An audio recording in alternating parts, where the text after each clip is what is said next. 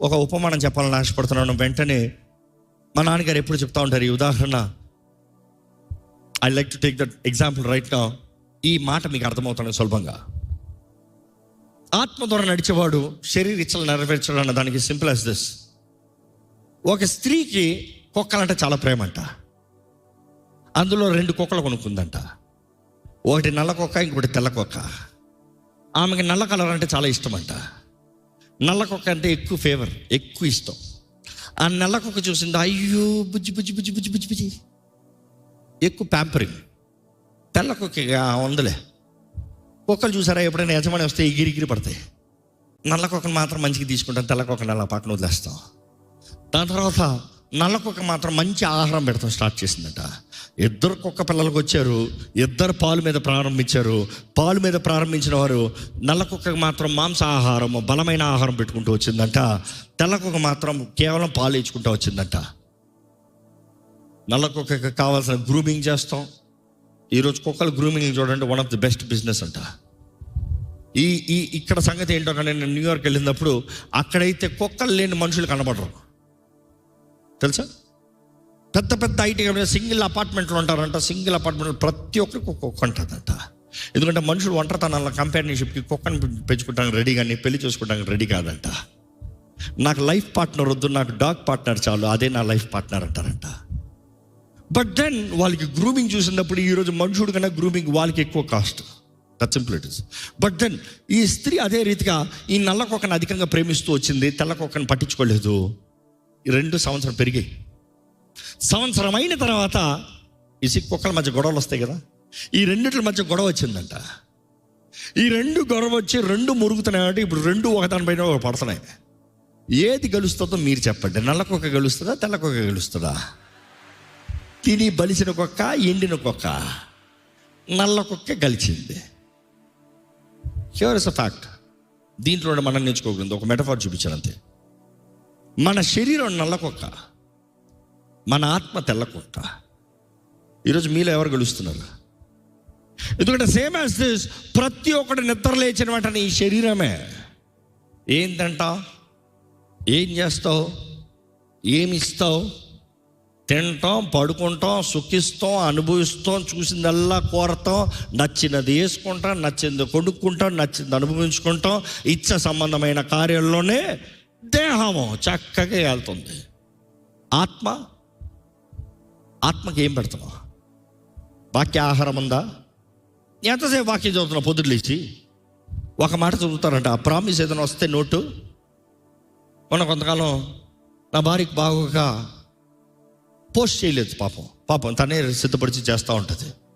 చేయకపోతే వెంటనే day verse రాలేదే, డైలీ వర్స్ రాలేదే, నాకు వెంటనే అనిపించింది ఎందుకు వేయాలి, మొత్తం ఆపి బైబిల్ చదువుకోమని చెప్పాను. వాక్యం చదువుతాం మనుషుడికి. అబ్బా ఎవడో నేను ఆ వాక్యం ఒకటి చదువుకుంటే చాలు, ఆ వాక్యం ఒకటి చదువుకుంటే చాలేమో బ్రతికిపోతాను అనుకుంటున్నారు. తెల్లకొక పాలు వేస్తున్నావు, ప్రార్థన చేస్తున్నావా ఎంతసేపు? పొద్దులు వేసిన దేవాస్తోత్రం ఇది ఇచ్చా ఆమెన్, తినేటప్పుడు థ్యాంక్ యూ జీసస్ ఆమెన్, అది జ్ఞాపకం వస్తే. ఇంకా కొంతమంది బయట ప్రార్థన చేస్తారంట. ఎందుకు చేస్తారో అర్థం కాదు. నాకు ఎట్లా ఉంటుంది తట్టి ఏం చేసావు అని అడగాలనిపిస్తుంది. ఇట్లా అంటారంటే ఇట్లా తెరుస్తారంట. ఎట్లా? అట్లా కళ్ళు మూసి అట్లా తెరిచి నోట్లో పెట్టుకుంటారంట. ఏం చేసావు ప్రార్థన అంటే కళ్ళు మూసి తెరుస్తాం ప్రార్థన.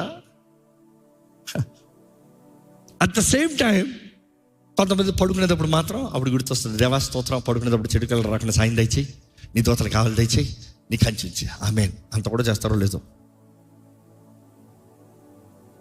సో ఈ తెల్ల కుక్క చూసినప్పుడు, మన ఆత్మ చూసినప్పుడు ఇంతంత.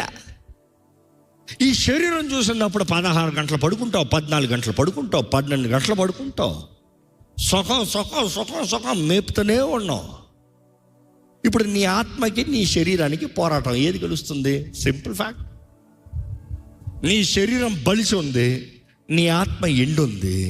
నీ ఆత్మ అంటుంది ప్రార్థన చేయి, నీ శరీరం అంటుంది మూడు లేదు, నిద్ర వస్తుంది, నాకు ఓపిక లేదు, నాకు ఆకలేస్తుంది, దేవుని దగ్గరికి వెళ్తాం ఇప్పుడు కాదు, ఆయనకి వెళ్తాం పడుకోవాలి ఈరోజు. నీ శరీరం చూడు ఎట్లా ఉందో చూడు. ప్రార్థన అంటే అన్ని జ్ఞాపకం వచ్చేస్తాయి. వాళ్ళకి ఫోన్ చేయాలి, వీళ్ళకి ఫోన్ చేయాలి, ఆ మెసేజ్ వస్తుంది. ఏమైంది నా వాట్సాప్ ఎక్కడ, నా ఫోన్ ఎక్కడుంది? ప్రార్థనకు మోకరించినప్పుడే గుర్తొస్తుంది. శరీరం భలే పనిచేస్తుంది. ఈ శరీర ఇచ్చలు చూసినప్పుడు నీ ఆత్మని చంపేస్తున్న కారణం ఏంటంటే నీ ఆత్మ బలహీనం. అందుకని అనేక సార్లు అలాంటి పరిస్థితుల్లో ఉన్న వారికి అంటాం డిక్లేర్ ఎ ఫాస్ట్. ఇందుకు మనం ఉపవాసం ఉంటాం, తగ్గించుకుంటాం. కానీ అదే సమయంలో శరీరాన్ని సిలువ వేస్తాం. శరీరం ఆకలి అంటే సారీ నో ఫుడ్, శరీరం నిద్ర సారీ ప్రేయర్ టైం. మోకరించు, కాళ్ళు ఎప్పుడు వస్తున్నాయి, మోకరించో శరీరాన్ని అదుపులోకి తీసుకొస్తాం. Bringing the body into discipline, control.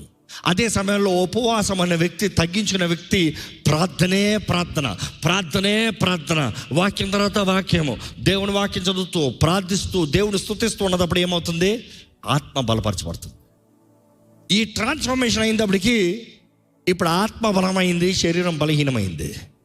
Fight start. శోధన వస్తుంది, ఒక తలంపు వస్తుంది, ఒక చూపు కనబడుతుంది, ఒక మాట వస్తుంది.